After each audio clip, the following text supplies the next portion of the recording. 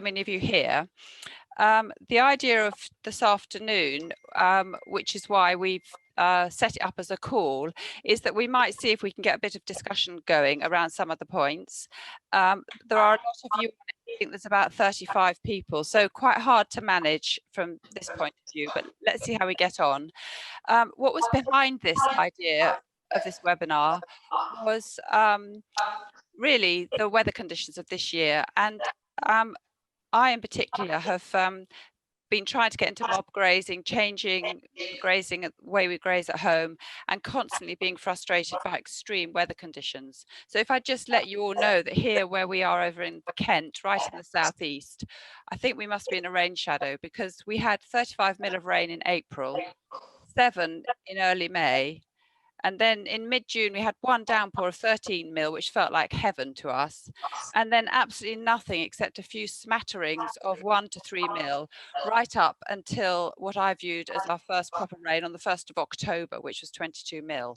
So, and at the same time, temperatures of 30 degrees. So our soils were literally, they were as hard as concrete. We're on clay, or we've got very thin soils up on the green sand ridge.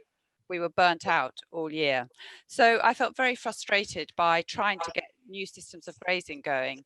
And at the same time, watch all the amazing educational stuff that goes on the PFLA forum, on WhatsApp groups, and seeing everybody struggling with similar things, maybe with extreme rain.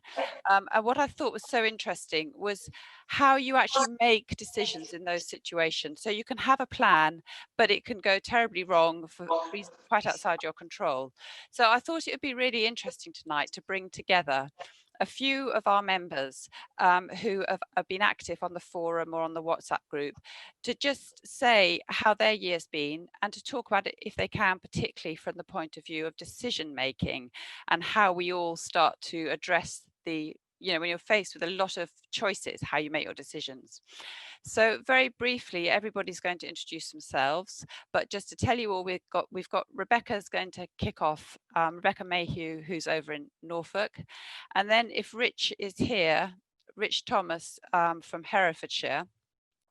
And then we've got what I see as a trio from the Kent-Sussex border, which are Sam Newington, Fergus Henderson, and David Cornforth. And I personally owe them a huge debt, because I've learnt so much of them. And what I love doing is hearing them talking about their views and what each other have been doing. They visit each other's farms a lot. They've invited the rest of us to go to their farms. It's been an amazing learning thing. So I'm hoping that this afternoon they might be able to replicate that a little bit and have a sort of conversation between themselves. So that's the introduction. And I'm just going to Rebecca's kicking off, having trouble with her presentation. So I'm just downloading it now and seeing if I can screen share it with you all. So we're hoping, everybody, that this the talks will take sort of 40 to 45 minutes, and then we'll open it up to questions and comments. Please do use the chat as you're going along, and if you want to ask questions, maybe put them in the Q&A box so I can see them and we can answer them at the end. Sorry, I'm trying to do two things, because actually, Rebecca, I can't open this. Mail drop. I can do it. Can you, Jimmy? Oh, brilliant. Yeah, okay. now. Okay. So.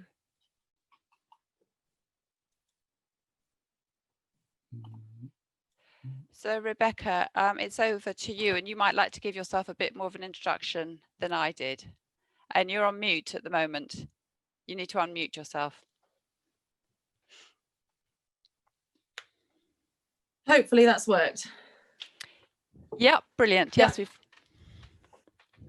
Lovely, thank you very much. Hi everyone, I'm Rebecca, part of the Old Hall Farm team over in Norfolk. We are new to pretty much everything that we're doing at the minute, so I'll give you a brief potted history of us and our farm.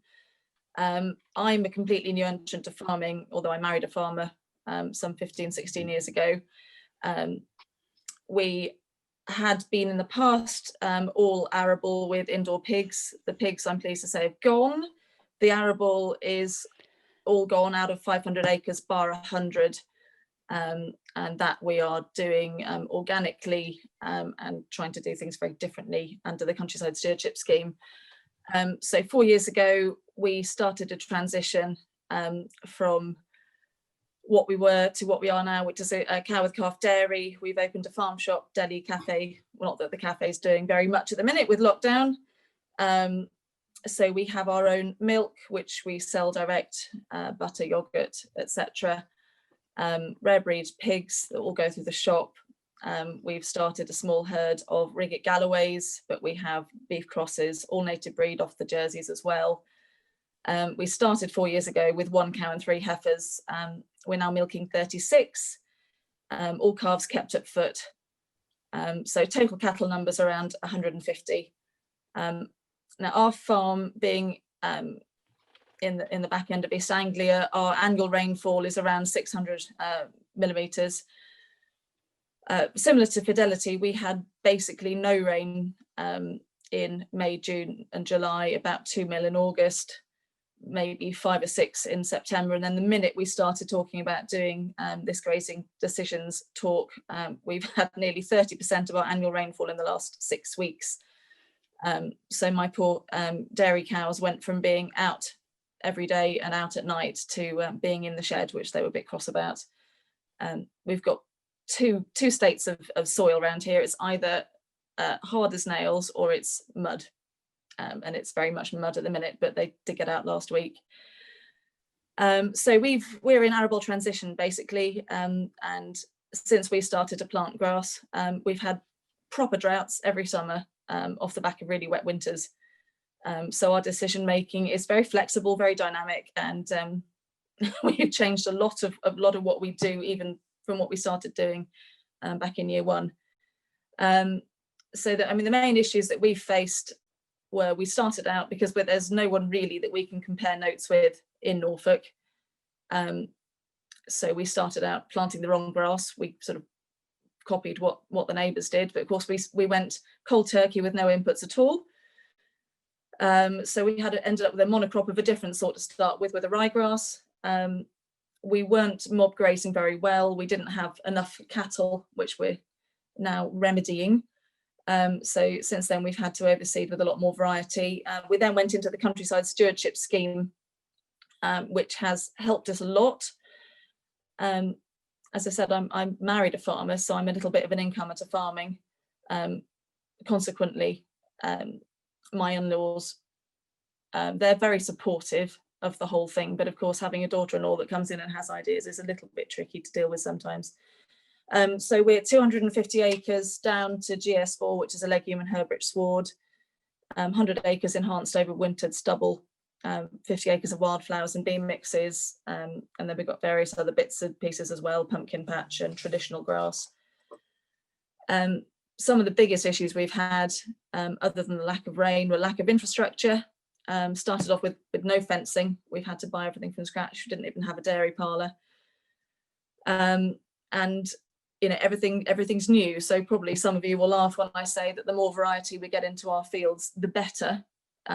Trying to, you know, having taken them from being conventional arable under century farms to what they are now, which is organic. So it's, you know, it's been quite hard work. So we started out, as I said, mob grazing, but probably not doing it brilliantly. We were then lucky enough to undertake a holistic management course in January, and that's saved us in more ways than one. So that's really changed how we do our grazing. The dairy girls, obviously, they're having to come in, they're being milked once a day. If we had to milk twice a day, that would make life an awful lot harder. Now they can actually stay overnight outside in the summer, so that means they graze much more effectively. Their condition, obviously, because they're keeping calves on, we had to be very careful balancing them. The idea was that the dairy girls would get the best of everything, and then the suckler herd coming behind with all the beef cattle would get the rest. But because of the way things have or haven't grown due to the wonderful weather, the best pasture hasn't necessarily been near the dairy. So we've just had to make do but we're getting there with it. And if you go to the next slide, that is, and it was really nice actually going through photographs to try and choose some, because it showed us in a way how far we've come. So that's taken in January 2020. So that's what we started with, and that was drilled once in good conditions, but the wind comes across that field really quite astoundingly. So as well as very dry, very windy weather in the summer, we've had very cold, quite wet, but also very windy weather in the autumn. So if you go to the next one, we actually started to make some progress. That was having been re-drilled again in the spring. As you can see, we've got lots of thistles in there, which the butterflies loved. Jersey cows, not so much. They did learn to eat them. So what we did with that, it's a 25-acre field. We broke it down into 15 paddocks and made the girls graze it as hard as we could. That we then topped it to try and get some of the thistle out a bit, to let everything in the bottom grow. So if you go on to the next one, when it did actually rain, it's come on really nicely, and we were having a good go at going around that field again for the second time, and then it started raining. So that's diagonally opposite from that first photograph. And then if you go on to the next one, that's me in the field earlier this week. So the chicory has absolutely saved us, and the diversity in that. It's quite interesting with some of these GS4 mixes. Not everything wants to grow on our land, but then we've got no seed bank. I think it's fair to say that the land was becoming pretty sterile. It wasn't as bad perhaps as some of our neighbours. Although we had indoor pigs, we also did then have muck, which helped a little bit with the soil organic matter, but it's not where it ought to be in an ideal world. So yeah, those are some of the challenges we've had. I mean, fencing kit wise, it's very basic. So having had to buy everything in, we have no boundary fencing for the farm. That's one of the many downsides of trying to convert arable. So we've got some decent hedges, but big fields. And yeah, trying to train the cattle, because they were used to having slightly bigger fields, trying to train them down to 1 acre paddocks has been entertaining, particularly the calves. They do love to ping the electric fencing off, and everybody escapes. The soils are definitely better than they were. Our worst arable field has performed the best this year in terms of stocking density. Stocking density is varied depending on the pasture and the paddock quality. So on our best bits, we've basically, the stocking density has been about 50 cattle per acre for a 24-hour period, and then obviously quick moves and quick row periods. And then what we are at the minute with the beefy guys who are still outside, it's basically about 2 cattle per acre. We've really spread them out. Everything's growing really slowly, if at all, although it was 14 degrees here today. So we're now starting to feed outside. But our best field, we grazed, there was only a small field, 7 acres split into 4 paddocks. We grazed it 4.5 times over a 6-month period. So that works out to about 800 cow days. But that was our worst arable field. So when we took that out and put it into grass, the contractors who were working at the time were delighted. So heavy land can be good for some things, but it's very, very changeable. I mean, the best thing, that we found this year is that holistic management training. It did change our way of thinking. Obviously, being new to everything, we're learning all the time, but it's great, I suppose, in a way, because we've got no preconceptions.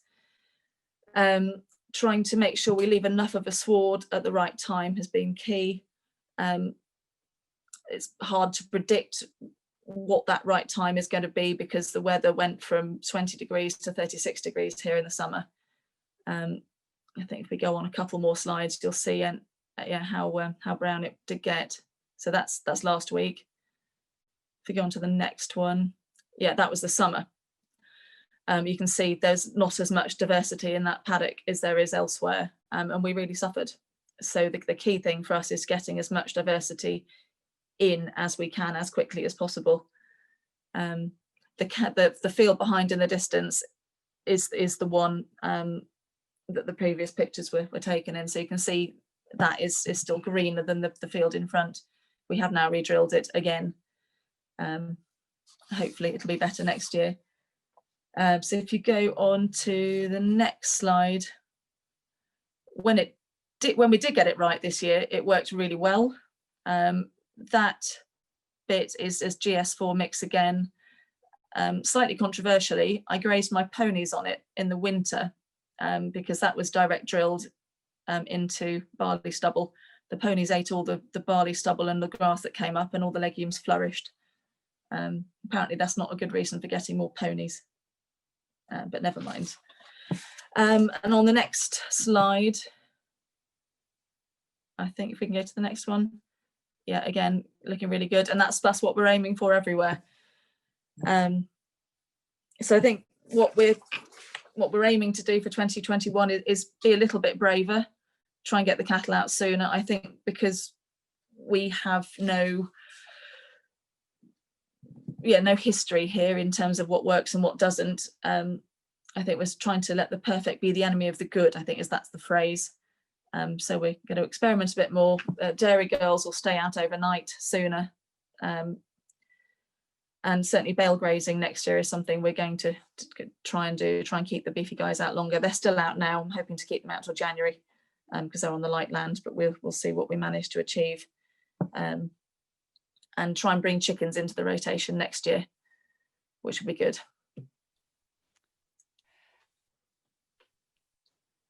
Is that it, Rebecca? That is, yeah. Yeah, that is absolutely brilliant. Thank you very much. Really great photos and lots of food for thought. I'm sure this is all going to generate a lot of chat. Has Rich arrived? He said he's on his way. Hang on. Rich, just speak up if you're there. Oh yeah, there he is. I can see him. Rich, you need to unmute yourself. Yeah, sorry, I'm here now. That's fine. Great. Rich, thanks very much for joining us.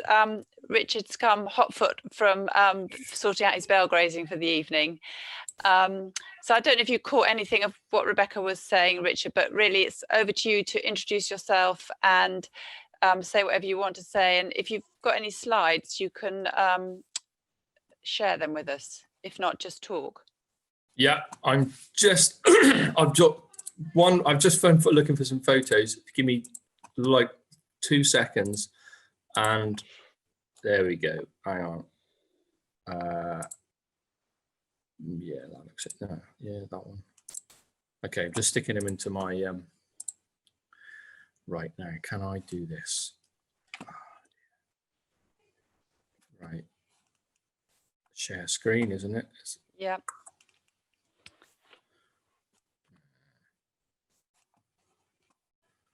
Share screen. Which screen is that one?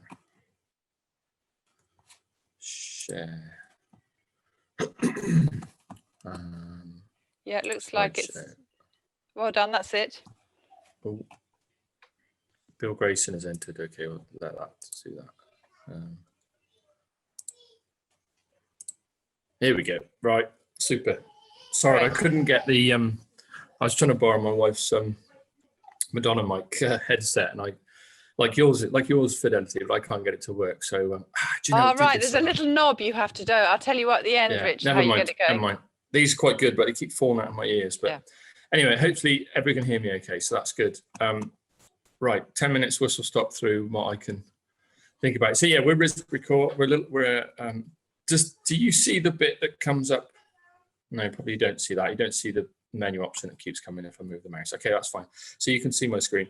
Yeah, we're Risbury Court. We're in North Herefordshire, and that's the type. There we go. There's the farm. So I shan't read it all out, but I'm sure you can see it. 300 acres. We dropped a bit this last month or so because various reasons we lost a bit of grazing from a neighbour who's actually planted some wildflowers, and I think he thinks I can carry on renting it as normal, which is just not going to work.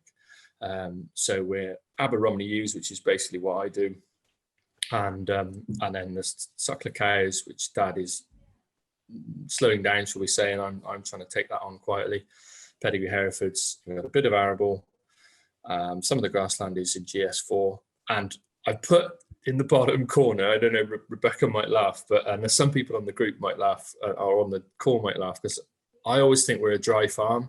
Now, I know it's not probably against the southeast, it's probably a different ball game, but you know, that sort of 20 inches is our sort of rolling 5-year average, which is reasonably dry when you look at you know, places around the country. Just a feature of our topography. You can go 5 miles either side and it's wetter. But I thought it might be interested in I think it's the UN or something, I can't remember, I found it somewhere that sub 20 inches is defined as semi-arid. I just thought that was a bit of fun. So it might be, compared to your farm, we're actually really wet, but I think we're, you know, reasonably dry. So that's one of the reasons we've made the changes we've made. So this is adjusted from a previous presentation I gave, but it's just about, you know, we all know the things we want to do about improving our agricultural systems, and yeah, we all kind of know that anyway. Grazing management in extreme weather conditions, isn't that the title? I couldn't remember the exact title, and it's written at the start, but we can't carry on losing soil like that. It's just the neighbours' maize fields. Somewhat controversially, I put that up in a local meeting, but anyway, there you go. We can't carry on like that. So it's extreme weather, whether it's heavy rain or even, you know, all the dry weather in the summer. I pinched this. We've all heard and read about the soil health principles, I would imagine, and I pinched that off the Soil Mentor website, saved me typing it out. The living root, keeping the covered soil, minimising your disturbance when you're hopefully not ploughing, or doing as little cultivation as you can. Diversity, which we'll come back to later, about the tap roots. Feeding the soils with your compost or manure, or which is something I learned actually a couple of years ago, when and I've been told about it, that if you set stock, the animals will always go and lie in one place in the field, and like some of the fields around the buildings, around the farmyard, Dad actually set stocks there, and yeah, I noticed over the course of a couple of weeks just driving by that the cows would go around the field eating, and they would always go and sit on a point halfway up the bank where like they catch the sun, and that's where they would always go. So obviously they're then moving nutrients from one part of the field to the other. So, you know, that's where our fencing comes in. Animals within the system, and then obviously chemicals. Well, you know, try and minimise those if we can. Just on our farm, I've had a 5-6 year journey through sort of getting to where we are now, which I can't say we're properly mob grazing, but we're sort of doing bits and bobs, and that's the crux of what we're trying to do. So I went to a meeting with Charlie Morgan, and just talking about, just stick a fence up, just go and buy yourself one bit of electric fencing, stick a fence up, see what happens, and you will see the benefit. And by the end of the summer, you'll want to cover the whole farm with fences, which is essentially what happened to me. Did a bit with precision grazing with James Daniel, 3 meetings, just improving my knowledge. And then I've read lots of books, listened to a lot of podcasts, watched a fair bit on YouTube. The mob grazing chat group is brilliant. But the one book that really, really changed my mindset was David R. Montgomery, Growing a Revolution. So there you go. That's sort of the background, really. And then I think Rebecca also said this quote, which is perfect as the enemy of done. You know, if you don't have a go, then you're never going to get anywhere. So you need to start. And I've made some mistakes, and this summer I did make some big mistakes. We've had to buy a bit of forage in, and it's partly my fault and partly the weather. But you just got to have a go, stick a fence up and see how you get on. So coping with the extreme weather conditions. I was listening to a podcast from America the other day, and he said a couple of things that popped into my head, which is kind of context again. Sunshine is free and rainfall is free, and we don't make enough of those free assets. We really don't. We can talk about irrigation in other industries, but if you're grazing in New Zealand style system and you need rain every 2 or 3 weeks, we can argue about why the climate's changed, all that sort of stuff. But if you set yourself up not to fail by grazing higher covers and having longer rest periods like Rebecca talked about, it's just, in my head, it's a complete no-brainer. And then I think you can, this stat, that a 1% increase in soil and organic matter is another 1 inch of water holding capacity. That stat can be expressed in many different ways, but the more sort of within reason, especially in a dry situation or cultivated arable land, the more organic matter you've got, the more you can increase your water holding capacity. And conversely, or together with that, you can also infiltrate water faster. So it's a win-win. And the other one that I just, probably people would know that, but poaching is a feature of time, not animal density. Sometimes we get a bit worried about having animals too close and what they do, but I haven't got a photo here of the how some of our fields have bounced back after being poached after rain, but it is phenomenal if you just fence those areas off and give it a chance. So this is last summer, which wasn't terribly dry, but we did have very, very dry, I think we had a dry period middle summer. So I had the sheep on the photo on the left there, I had a sheep ahead of the cattle because there was just too much grass. So I was just trying to take the top off it and move them on, which is not what I particularly recommend, but that was just what we did then. And you can see on the picture on the right, they're on, quite a lot of grass there. They're eating it, probably not eating it quite down enough. And since these photos from last year, what we're doing this year is tending to eat it down a little bit more, and then try and have a slightly longer period of recovery because I know there's this debate about how much you actually take and how much you actually leave, but as long as you have an adequate recovery time, those roots will get a chance to recover and the plant can grow back. And this was midsummer, it was dry. I think this was actually 18, this photo, and it was dry here. All our neighbours were brown and we were grazing that, and that's because we had fences up and on. It's a herbal lay GS4 type thing, but we were fencing it off. We were moving around every couple of days, and we just had grass. It's just a no-brainer really. And dig a hole, more roots, more moisture, and it kept coming back as well. It was brilliant. I wish we'd have done more with it actually that year, but we just about got away with it. Photos again of the same, but this was last summer on another field, and the left is a new herbal lay, and the photo on the right is a tired and inverted commas red clover pasture that I was going to bale graze next winter. That's the plan, if I can make that work. I think we all know about roots. So some of this, I'm sorry if I'm telling you stuff but about the grazing pressure and making sure that you do allow your grass to come back and you build your roots up. I can't. If you're thinking that you need rain, you've got something wrong, and so that building it into your system to try and make sure that you don't, quotes, need that rain, I think is just a great thing. I think Rebecca talked about that when she talked earlier on. Excuse me, about down in the southeast where you probably, I'm sure you do have drier weather and it's hotter as well. So building the roots is it's so important. I can't even tell you. I just left this one in because I say it's from another presentation, but in my plan, the planning it was the key thing for me to be able to take it on. So I put a few fences up, played about with it, and I just had a list on my phone, but I just couldn't work with what I was doing. And I'm not advertising any particular company, but I just used this map of the farm to see what's where, what days, how long they've been there, how long it's till they can go back, to try and build in that 30, 40, 50, 60 day, and then 90, 40, so 60 days on the shoulders and longer in the winter periods of recovery, to try and make sure that I'm not overgrazing. So plan, monitor, replan, isn't that what they say? How am I up to my 10 minutes? Yeah, we're getting there now. Sorry for this. Sorry for that. I won't be long. Just about books. I think most of you have probably heard of most of these things, but yeah, the book on the top was the one. Well, actually, Dirt to Soil was where I started, and I think I was talking to a few friends about a guy called Jaime Alonso. Some of you have probably seen the carbon calling meeting that he did with the guys talking about grazing. And he's from Mexico. And I said, oh yeah, watch this video, this guy from Mexico about grazing. And they all thought I'd gone absolutely nuts. And actually one of them messaged my wife and says, we think Rich has lost the plot. But if you're trying to deal with droughts, you need to go and talk to somebody who deals with drought all the time.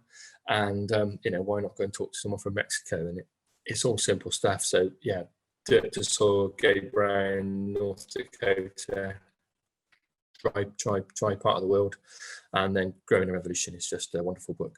And the other one, it isn't on there actually, I think it's on my bedside table, is Fertility Farming, unless it's at the bottom, I can't see it. Yeah.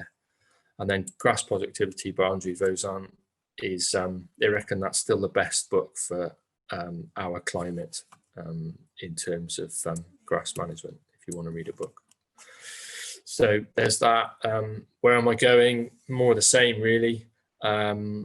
Although I watched a video recently, a webinar and a couple of YouTube videos about silver pasture. And I think if you're managing extreme weather conditions, trees is probably the thing that's got forgotten. We've got a couple of woods here, and I've been thinking about a couple of the wettest weeks in the winter and a couple of the driest periods in the summer. Maybe I should just go and pull out a couple of trees, or use those areas for getting us through the worst time. And actually, excuse me, I don't have any photos of it, I only took videos, but I did do a little bit of that this summer, and I couldn't get the cattle to eat alder, but they went mad for obviously ivy, thorn, hazel, and a few odd apple branches that were too low or in the wrong place. I cut a few of those down, and they love that as well. So there's I think there's massive gains in silver pasture. And then just a bit about the bale grazing to finish off. This was last winter actually. There are a couple of worse photos. The middle one's this winter, the two on the outside. So the one on the left and the one on the right are, I think the one on the right is like halfway through, the one on the left is towards the end.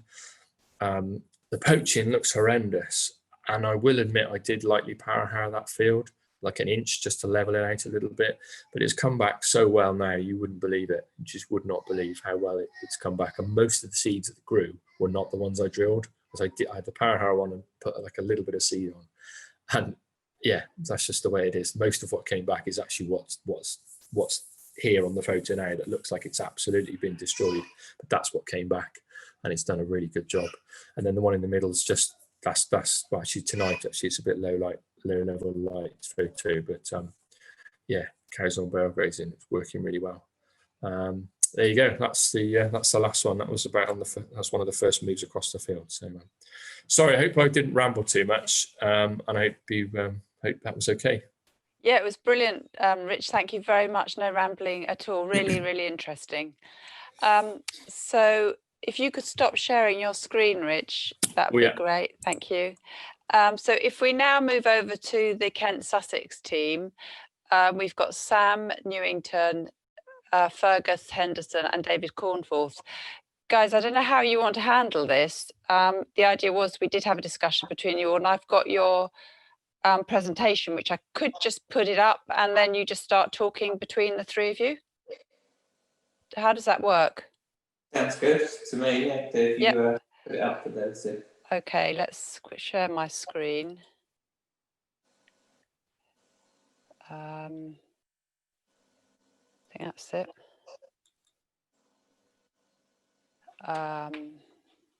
Slideshow. Can you all see that? Yeah, I can see. Can the rest of you see it? Hopefully you can see it. So I'll just quickly show you the photographs that I've got. So basically everyone sent through photographs, and you could perhaps just pick out what you want to talk about. That was from David, looking at his worms. These were some photos around really wet weather events, 30 mils of rain. There's talking points there. A wet evening in May, and then there's a couple of photos here of the southeast, really led by David and Fergus and Penny at Brightly Farm. Have been inviting a lot of people around to their farms. That's a meeting to discuss drought conditions. That's on Sam's farm. That's Fergus's. They got great comments with clover is king and back fencing is so important. So, chaps, do you want to just start off? And I can put up any slide you want, really. Well, I'll start. I think they might still need to unmute themselves. So we're all farming close to each other down the Kent Sussex border. I was very lucky to have them so close by. I only started managing my grazing properly 4 years ago, you know, having the ability to go over and see their farms at different times of the year seems to be key to what we're doing. This picture is some deferred grazing that we did this year. We got an early grazing in March, and then we saved this to July when the grass wasn't growing anymore. I think I get slightly more rainfall than everybody else, but only just. Decision making. I think it's very important to have groups of people around you to help with the decision making. This summer there's been less farm visits, which has made stuff harder to do. Is Ferguson David there? Can you hear me? I'm here. Yep. Yes. Do you want to tell us a bit about your grazing system, Fergus? Yeah, put that Fidelity. Would you mind putting that slide up? That one. That was 2018.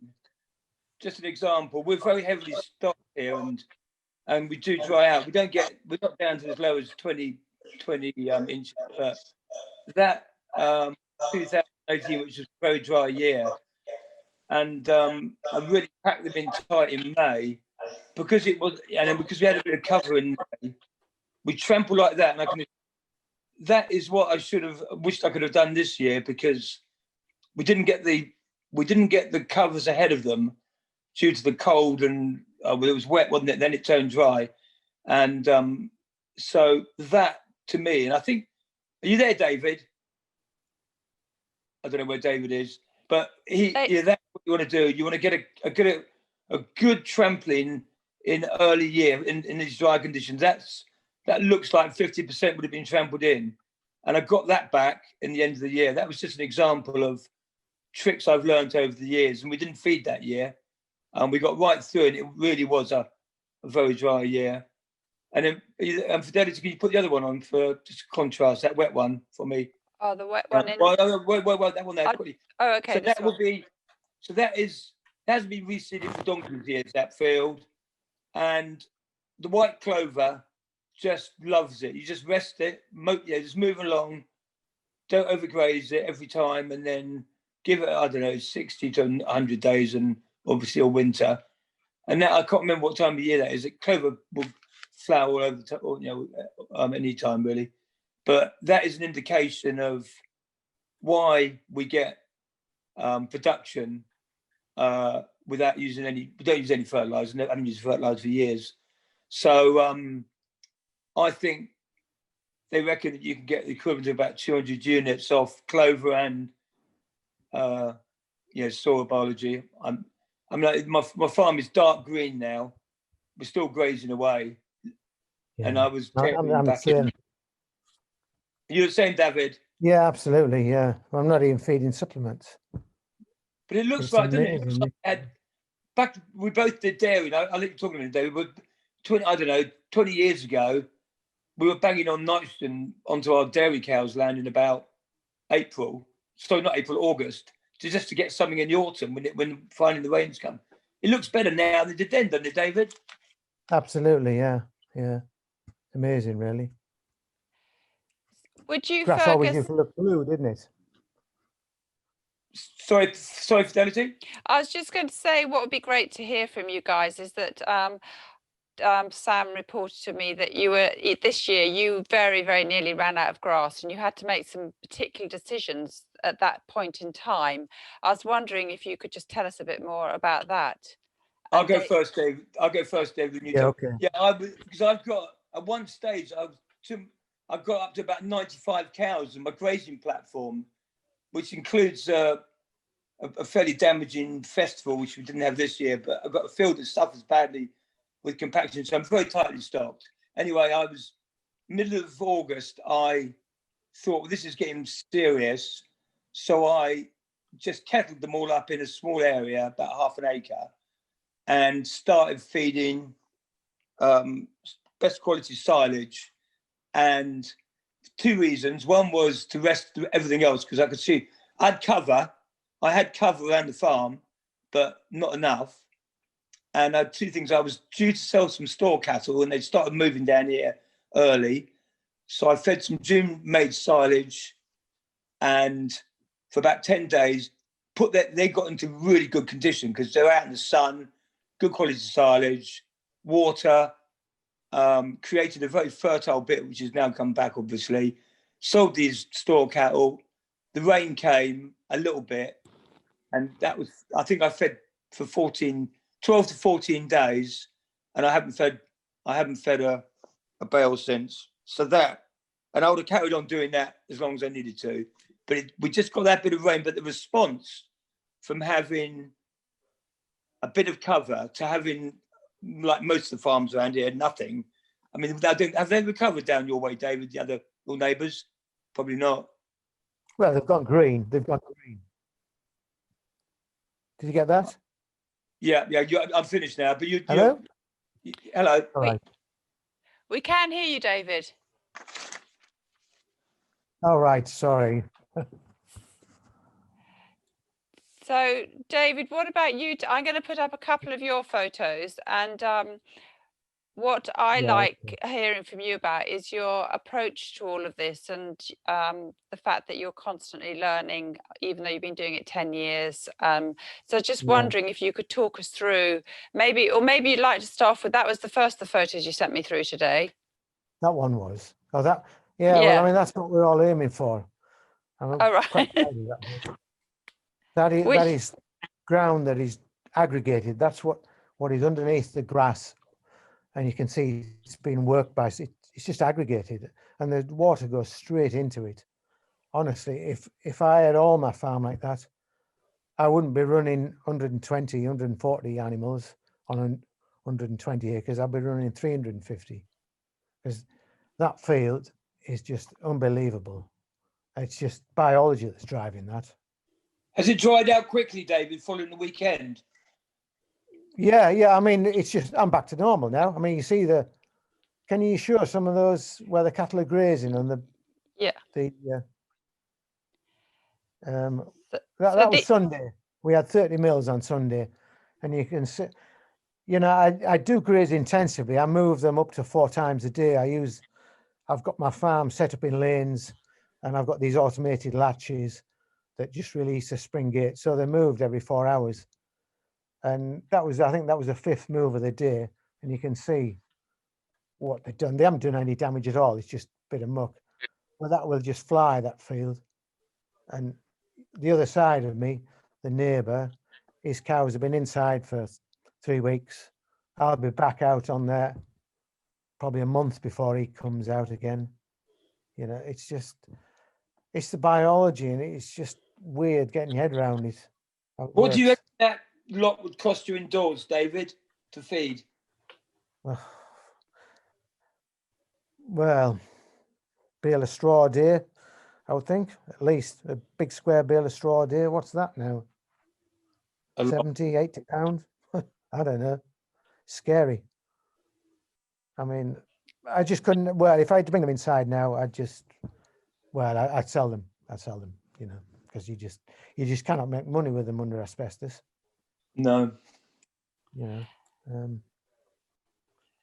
So that's the day after the rain event. You can see in the top corner where it was quite wet. That was that little triangle in the top corner was Sunday's messes, and Monday after 30 mils of rain, we're just marching on as normal. The ground is changing every year. It's just getting better. But ironically, this is poor Liz Jennifer's nemesis, this field. We had a meeting about 6 years ago here, and she told me I had to reseed it. I keep embarrassing her, I think, from time to time, and showing her pictures of clover. She's probably listening, David. You see, dear. Yeah. It takes it in good heart, I think. Yeah. Yeah. But Yeah. You just got to keep packing them in as tight as you can and feeding them. And if you want to improve the ground, you pack them in tighter and unroll bales of hay out. So are you able to say, David, on this field here, I mean, I'd be quite shocked if I'd done that to one of our fields, but I Really? mean, I would be, yeah, but clearly I've got it wrong. I mean, how long would you say that was, that presumably is November time you're taking that? I mean, when Yeah. do you think you might get the cattle back onto that? Oh, middle of March, I would imagine. Mm. Middle of March, yeah. That really is a really good field for some reason. Like I say, if all my farm was like that, I'd be carrying 350 cattle. Mm. But yeah. Can you tell us, David, I mean, a little bit? that is nothing to compare to what I did to it last year. It was just churned up like a sea of mud to the left, but it just recovers. I don't know what it is. It's time. As long as you don't have cattle repugging ground, that is a key thing. You mustn't have them going back. You know, that there was 3-4 cells. You know, I've taken the cells down. So, now, you know, when I'm grazing tightly like this, you can hardly move through the cattle without touching two animals or an electric fence. A lot of people think I'm mad, but I mean, it just works with me. I don't know that. What's the one below? So you've got that's actually from Fergus's. That's the wet evening in May. Yeah. So Fergus, do you want to talk about this photograph at all? I mean, it's got loads of lovely clover in the foreground and a very damaged paddock in the middle ground.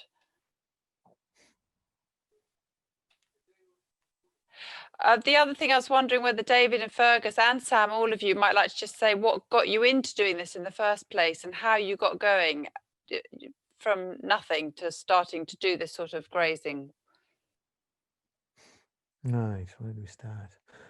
I had a year in New Zealand after I gave up the cows, and I realised then you had to rotate animals. You had to have proper fencing. That's what I learned out there. And then Fergus and his mate got me back into it. I came back from New Zealand and I was quite happy working as a sparky. And they kept dragging me to Ashford Market to buy a thin cow, you know. So, and that's how I got back into it. And then it just snowballs. You start learning. I always move the cattle every day because that's what you did when you milk cows. You have to do that, or else milk tank level just plummets. And we just started reading books. I think the one Fergus, what's the guy who used to do the arches? I tell you, can you hear me? Am I there? Yeah. Then what happened? A Woodland Trust guy, who I know, he was driving down Risbury Lane, and he's quite interested in all this sort of stuff. And he said, read the Carbon Field by Graham Harvey. I think is it? That's him. Yeah. And I read it, and that day took it down to David's. He read it the same weekend, and it's a reference for everything. All the connections were there. All the people we followed. You know, Gabe Brown, Greg Judy, goes on and on, and then never looked back really. Sam, how about you? What got you wanting to do this method of farming? Because you've taken on the farm from your dad, haven't you? Yes, yeah. I think it was just seeing Fergus and David's farms and seeing the amount of grass that they had when nobody else had any grass, because we're organic anyway. And I decided that I didn't want to go down the reseeding route. Endlessly reseeding to increase my yield, so it only made sense really once I saw the paddock grazing. And then we had James Daniels from Precision Grazing down on the farm as well, and that he helped us plan the first system. And the Kiwi Tech equipment and drag trough, that's really helped us implement a grazing system that actually works without too much labour. Great. Have any of the rest of the three of you have anything else you'd like to say at this point? Because then we could open the floor out to questions. I have one thing. People probably won't like me for saying this, but I believe the future of agriculture depends upon elimination of subsidies. I really do. I know that's not a popular thing, but I could have learnt far more off my grandfather than I've learnt off my father, because my grandfather was a really good farmer during the war. He was made to plough his ground out. The war had made him plough his ground out to grow more crops, and he used to complain, say, "Why do you making me grow all these weeds? What about him over there?" When he pointed to the farm across the dale, he said, "Well, pointless, Walter. He won't make a crop of it. It's a waste of time in growing it." And my grandfather wasn't influenced by big ag. It was before big ag, the subsidies came in, and that is what's knackered everything. I think. I really do think that. And it's not popular. Well, and we've all been led down that route. We've been led down that route, and a lot of us, well, certainly I was when I was milking. I was on a rat wheel. I couldn't get out of it. I was starting to lose money, and all the advisors come, "Oh, you've got to do this. You've got to spend that." It's just been a flipping big con, you know.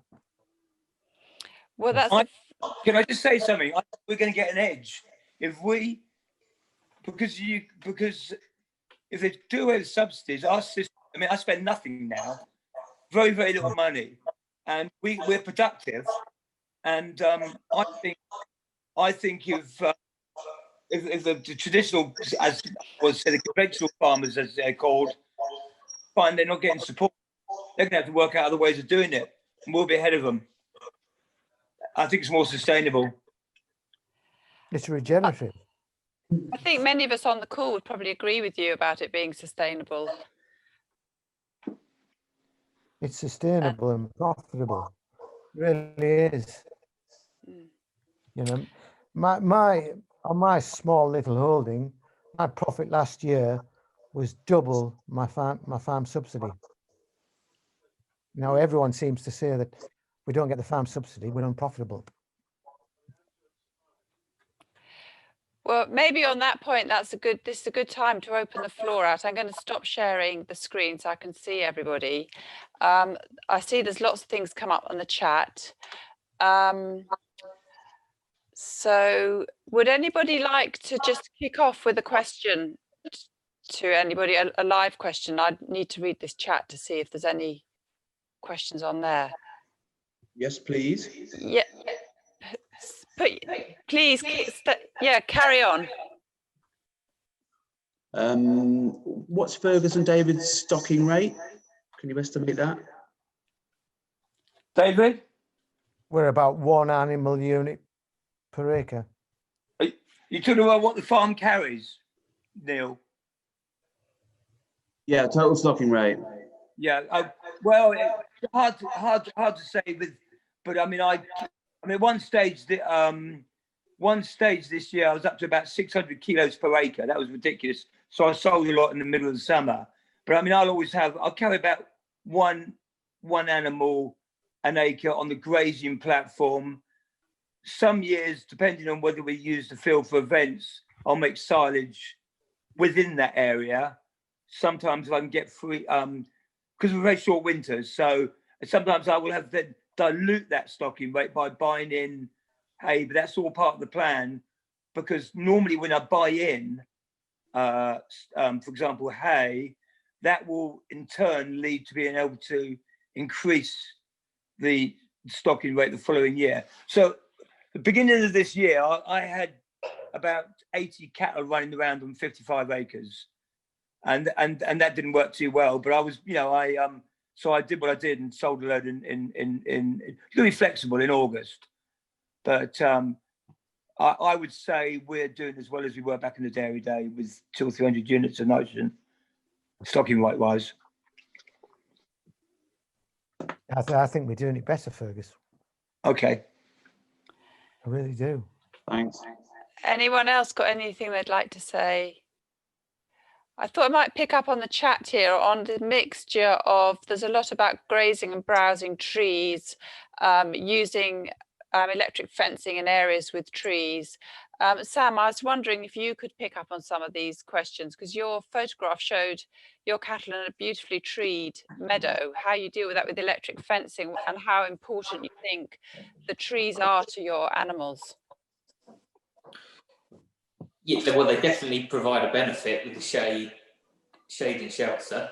You know, I don't know whether there's a yield benefit, there. But yeah, splitting up those areas is trickier, and we sort of can't even, some of the fences we can't do in a straight line, so we have to sort of curve them around a lot of the trees. So too many trees are an issue, but also not enough trees in other areas is an issue. I think we need some beavers down there, really. Take out a few trees. But we've also done... Sam. Sorry, David? You'll be thrown off the WhatsApp group if you mentioned beavers. Yeah. Yes, we've done some, we've experimented doing some ag forestry as well, planting in lines down the electric fences. And we included a lot of different things like apples and different nut trees, and lots of native stuff, just to see where it goes, really. We've also done some natural regen stuff, so where we just find, with our longer rest periods, we find oak trees just growing down fence lines, so we just put a loop of electric fence around them to protect them. And what was on the list today was to go and propagate some willow, because all we need to do is cut it and stick it in near some of the fence lines to move it around. But yeah, the willow's good for browse as well with the cows. They might not like the alder so much, but they definitely like the willow. So Sam, when you talk about putting in apple trees and things like that with your fencing line, are you fencing the cattle off from them when they're little? I mean, how do you manage that, getting them to grow? And then what's your management system? Well, we had to put an extra line of electric. So there's 2 lines of electrics to keep them off the trees until they're big enough. I don't know how long that will take though. That might be 10 years. But yeah, everything we're looking at seems to take a lot long. You know, we've got a much longer view of how we manage the farm and what it might look like in 50 years or 100 years. So we're sort of trying to manipulate it with the cows slowly. I don't think we'll plant any more trees by buying them in. I think we'll just do it naturally, or by moving trees around that we've already got, or just allowing it to naturally regenerate. Rebecca, I'm interested to see in your chat that you're planning hedge planting. I mean, are you planning to plant hedges and manage them conventionally? Have you got any thoughts about that? One of the things that we've noticed this year, particularly with the fields that suffered more with the heat, where there is hedge and shade and woods and tree lines, the diversity has come back and sprung back loads better. I've got one field where you can literally, there's a bit in the middle that it got really cooked when the weather was really, really hot, and I wouldn't say there's nothing there, but near as damn it. Whereas around the outside where we've got much better shading, it's amazing. It's coming back really nicely, and the cows always go to the edge, so edge effect and hedge effect. Where they can browse, they will browse.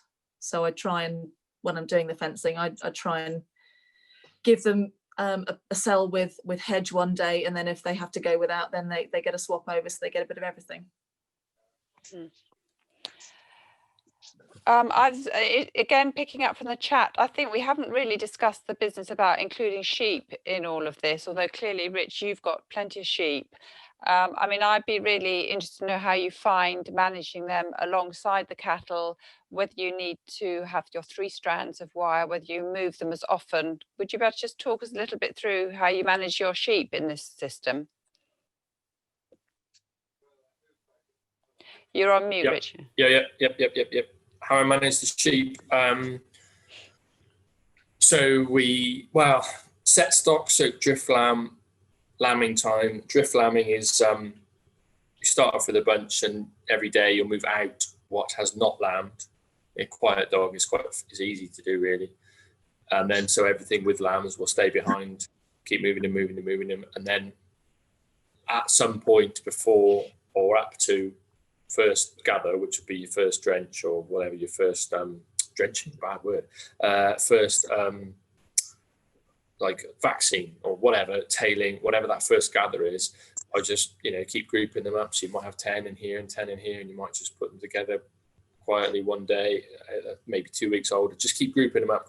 And then at the first gather, I sort of want them in groups of 100-ish ewes or 50, somewhere between 150 ewes and lambs all together. And then certainly after that, you'd want to try and get them in as big a bunch as you can. And so that rotation then starts at 4 weeks old. And keep moving them around. 2-day moves, I tend to have the sheep on. It depends, but like with young lambs, a loose rotation I think is probably better. But I know some people say it's too much stress, but I don't think it is. If you just quietly move them, maybe every other day, get them used to it, or maybe every 3rd day for the first couple of weeks is fine. And then by the time they get to weaning, they kind of know what's going on anyway. And then daily moves, but the whole thing about having that recovery in between, which I know a lot of the conventional wisdom is you have the cattle following like the next day to clear up, and I don't think that's right. Not from what I've read and understood, and that meeting with Jaime Alonso where he talked about it, and getting that full recovery to allow that grass plant, because really we're grass farmers with livestock. We're not livestock farmers with grass. And if you change your mindset to you're a grass farmer, you've got to, because if you get the grass right and the soil right, everything else will follow. Whereas if you're the other way around, you'll always be chasing your tail. So you need to advantage that plant. So if you give it a full recovery between the stock, and then if you have a higher dry matter requirement, and this was on Alex Brewster's Nuffield, or maybe he talked about it at a meeting where he talked about his Nuffield. If you have a higher dry matter requirement in your cattle bunch, cattle group than you do in your sheep group, the sheep can browse, and then a full recovery later, the cattle come in and they can eat it down. You don't have to nail it to the floor, but you take it down to below that growing point, down to a decent sort of 2,000-ish, if you want to put a number on it, I don't know, take it down, and then another full recovery, and it comes back up, and the sheep can eat all the good stuff. So it's kind of, do you see what I mean? So does that answer the question? So do you basically keep the cattle and sheep all working at the same fields together, or No, immediately after each other? So they're complete. Do you run the 2 enterprises completely separately? Oh, they'll graze the same fields, but if the sheep go into the field first, let's say it's summer, 30-day recovery, just to say for a number. So the sheep come in 2 days and they're out, or a day and they're out, and then 30 days, then the cows come in. They'll eat it down, and then another 30 days, late summer, might be a bit more, whatever, the cat and the sheep come back. Yeah. So you're not operating a flurd, you're keeping the 2 separate? Yes. I don't dislike the idea of a flurd, but I haven't tried it. Yeah. Anyone got anything else they'd like to say about that particular topic, combining sheep and cattle? So the other little area I thought was interesting just to touch on is this question of record keeping and how you do your planning, whether you're using just going out with your boots and doing it, whether you use rulers or plate meters. What sort of detail of planning do all of you do? Should we start with Sam? We have a holistic plan, but it's more like a holistic record, really, over the last year. So hopefully we'll be able to get into actually planning out, where stuff's going to be. I do use AgriNet, a plate meter, part of the grazing system, which is on the main farm, which is really useful for budgeting and seeing exactly the point where the cows are eating more than the grass is growing out there, which then allows me to make decisions on changing what we're going to do long before we run out of grass. Yeah, they are very. I find the measuring helps quite a lot, and that's helped me get my eye in for the rest of the farm. I think one day I'll be able to do what David and Fergus do, and they don't measure. They don't need to measure it at all. They can just do it by eye. I don't know. Rich uses Farmax. Do you use Farmax, Rich? No, I don't. I've thought about it. Yeah, I did it for 1 year, but I didn't find the benefit from it as much as other things, so I got distracted by other projects. I do use a plate meter, and I use AgriWeb. I showed that on my thing. I use AgriWeb for records, and there's enough basic grass data on there for me, and I think that they're putting more on. For what I'm trying to do, I don't think Farmax would be worth the money. I'm not saying it's not good, but for what I'm doing, I don't think it's worth that expenditure for me. No, it gets to a point where you're doing too much record. Exactly.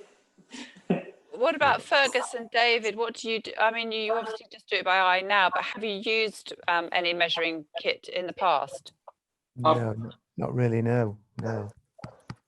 Welly boots and continue walking, looking for the poorest bit of ground, thinking, well, what's wrong with that? Why do I skip that? I might probably walk the farm once a day. I'm constantly looking, observing, looking. Have you been making late decisions, David, this last week? Any last minute decision? Yeah, it was on Sunday. It was do or don't. I take a bale of hay out to the animals, and I thought, well, no, it really is wet. I'll probably make a mess with the unroller. I'm just watching the dung, the animals' dung. That's the key thing. But we really, Fergus and myself are quite lucky because we've got relatively small holdings, and it's quite easy to keep your eye in every field. Don't you think, Fergus? Yeah. One with 1,000 acres, 500 acres, it's a little bit different. You probably do need some sort of standard, some sort of written records all the time that you can look at a chart on the wall. But me, I don't know, and I don't intend to. I know Liz gave me a sword stick and told me to go and measure my covers on the farm, and the sword stick wasn't tall enough. Yeah, I think we're lucky as well, David. We're both our own masters, aren't we? So we can make mistakes. And, you don't have anyone to convince, really. But it's hard. That's also hard because when you're on your own, I can assure you get a lot of comments, and you lack support you need support from someone as well. Sometimes, you do crazy things. You go in the market, and people we're freaks in the market, aren't we, David? Yeah. So sometimes it's hard, but equally, I can make a decision. I don't have to run it past too many people. So there's a bit of both. Has anyone got any other questions they want to ask? I do have one. Yep. Silas, have I come up? Yeah, hi Silas. Yep. Hi. I just want to know if anyone's grazing 365 days of the year, and not only that, either zero supplementary feeding with hay or extremely short periods of doing that, say 30 to 60 days. So I think that's where I'm trying to head, but it's a question of figuring out that stocking rate and that average rotation throughout that growing season to ride you through to basically February, March, really, without feeding anything. So just interested to see if anybody is doing that or has done that, or if they think they could achieve that, and if they could do, what do they think they would need to change and what they're doing at the moment. Whereabouts are you? Sorry, whereabouts are you? So we're Henley-on-Thames, so we're still kind of southeast, so right on the cusp of being in the same driest part of the country that you are, and up in East Anglia too. So we do get very dry. Well, the 3 years I've been here anyway have been extremely dry compared to where I was on the Isle of Wight before. So I can see Tom Morrison's put his hand up. Tom, you either want to answer that or add to that point. Yes, Silas, my cattle are out all year. I do provide supplementary feed, just homegrown hay, but they're out all year. I'm very fortunate in having, like you, Fidelity, I think, green sand hills, so they don't poach that bit of the farm. And that's the critical thing. I make hay on the lowland and keep them off that in the winter and encourage them to stay up. Well, they do stay up in the top. And I just feed hay. So yes, they're out all year. So it was more, so we are also out year, we out winter as well. Everything's outside all year round. It's more the phasing out our dependency on feeding hay for, half of November, December, January, February and March, and trying to get that down to either 0 feeding of hay or just, 2 months worth. So I'm just trying to figure out how we could slash our hay bill massively. And if anyone else has kind of done that or trying to do that as well. If you lowered your stocking rate, you could, Yeah. but the hay that you're buying in is feeding your ground and improving your ground. And the further you lower your stocking rate, then the less fertility your cows are going to be putting back on your ground. So I'd say keep buying in that hay.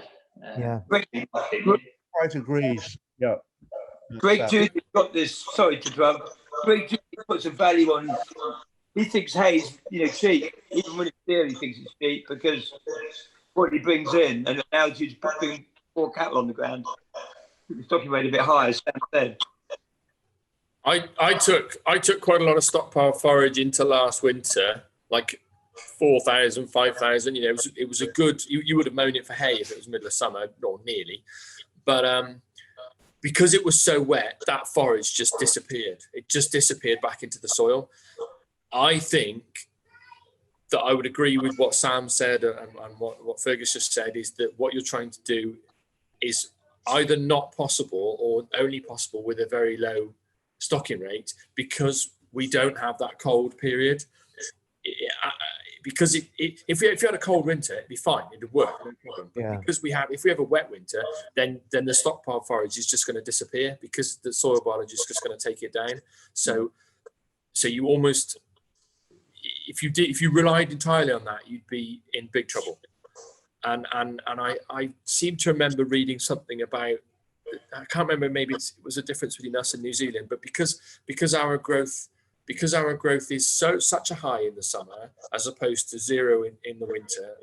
It's my latitude, or I can't remember, but the fact that we get that peak, and the only way you can save that is really by cutting it, unless you're on a low stocking rate. But that might not be 100%, but I think that's what I think anyway. I think the grass varieties are quite important as well. Sorry, can anyone hear me? Yeah. Yep.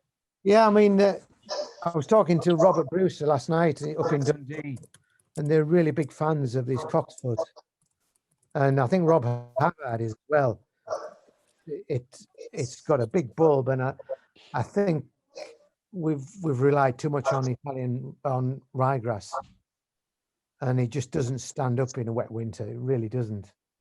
But I think there's a sweet spot between feeding hay, or I've got the crutch of buildings, and I'm always tempted. Well, I've got the buildings there, I've got to use them. I might as well use them rather than really mess my farm up and ruin the next season, which to some extent I did this year. We did really mess the ground up because it was just so horrendously wet, and it's only taken till now to recover. So I'm very, I'd love to keep them out all the year, but I need more acres really, and I'm boxed in by main roads, rivers, and sheep neighbours. Rebecca, do you want to say something? You're on mute still, Rebecca.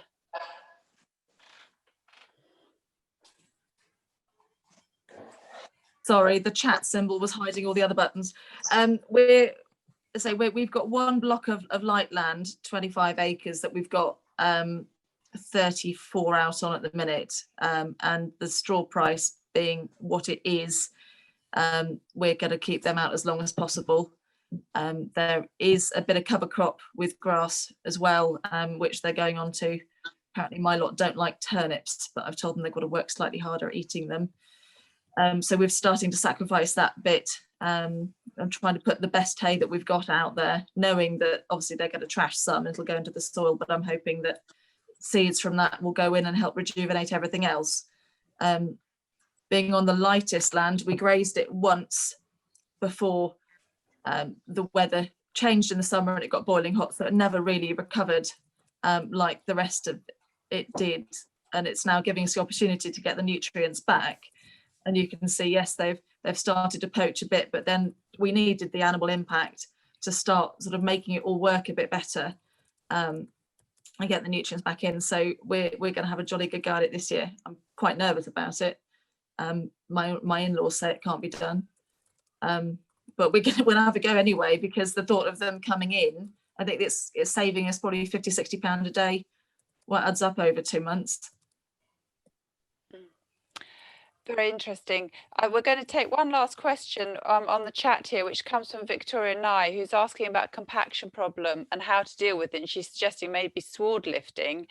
Makes the point she's on heavy clay. Well, Fergus and David are on heavy clay. We are actually as well. And we've got some compacted fields, and I would love to know if it's possible to do it without using grazing to do it rather than mechanical means. Would anyone like to answer that? Well, I have actually got experience of this. I've had a field I've abused heavily for years, doing weddings and events. And this, when it was so dry and everything started growing, I just got a guy in. What's it called, David? Was it a sumo flat grassland flat? What we go? Sumo, I don't know. It was Anyway, a pasture flat lifter.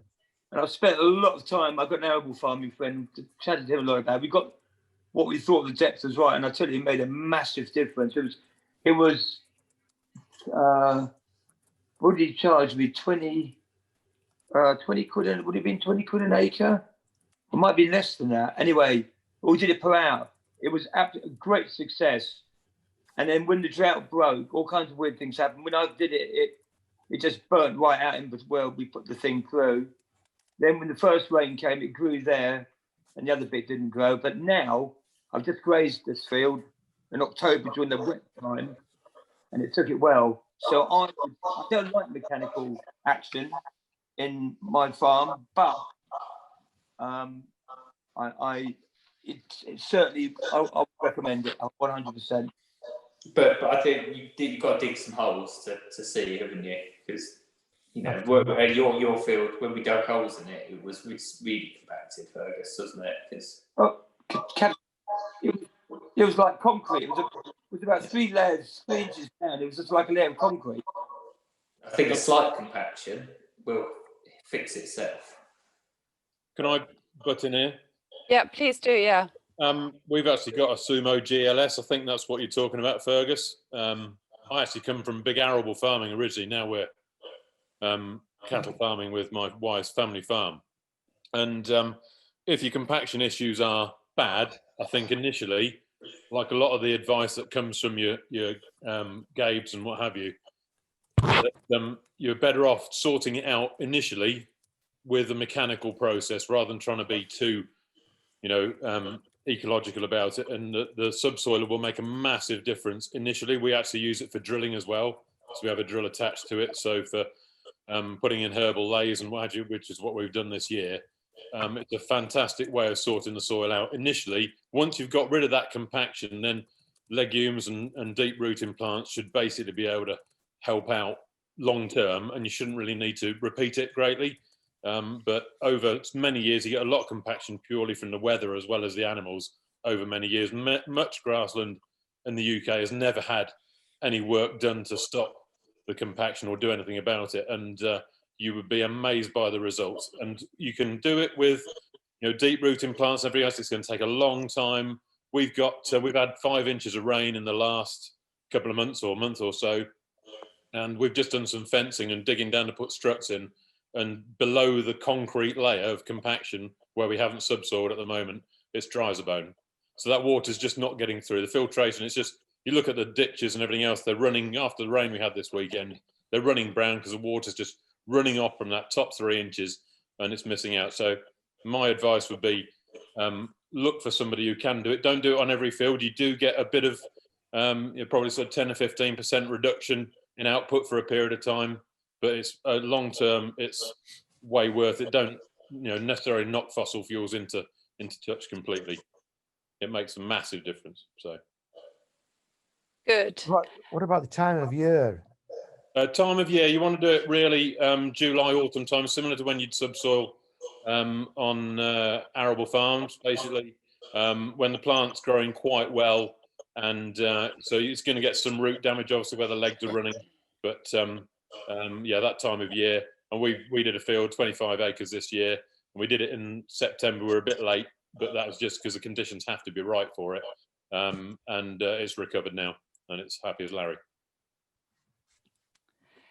Good. Well, if there aren't any more questions, I'll call this session to an end. And I'd really like to thank everyone who presented today. So Rebecca, Rich, Sam, David and Fergus, thank you all so much for making your presentations and being so willing to answer questions. And everybody, thank you for coming and answering questions. We can do this again on any topic. So if any of you have a burning desire to see a PFLA topic discussion any evening, just let us know, because it's quite easy to set up webinars, and this has been an interesting way of doing it with everybody there and able to ask questions if they want to. So let Jimmy or me know, and we'll see what we can do. So thanks very much, everybody, and have a good rest of the evening. Thank you very much. Bye. Bye. Cheers. Bye. Bye. Bye.